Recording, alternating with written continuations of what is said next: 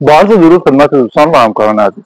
دوستان، سوالی که زیاد از ما پرسیده میشه در مورد ال گرفتن و زاویه آنتنه که حتما باید زاویه آنتن ما در نقطه 45 درجه باشه یا بیشتر میتونه باشه. زاویه آنتن ما کم یا بیشتر میتونه باشه، فقط نشان دهنده موقعیت ما نسبت به هدفه. به طور مثال اینجا ما هدفی داریم، دیوارها رو کشیدیم، از همین نقطه ما ال رو بخوایم بگیریم، زاویه حرکت آنتن حدود 45 درجه است. حدود نه، یعنی دقیقاً 45 درجه است.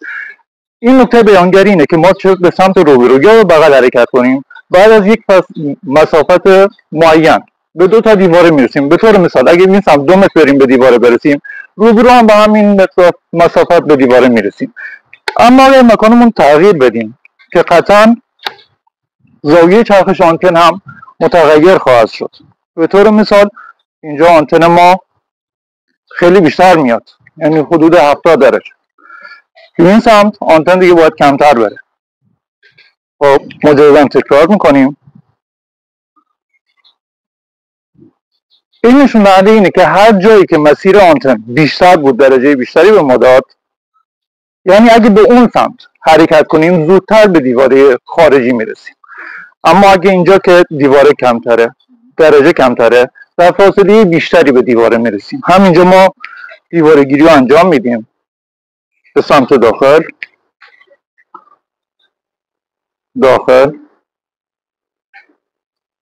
و اینجا ما به دیواره خارجی رسیدیم.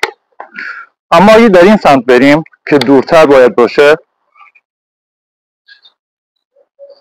باز باید بیایم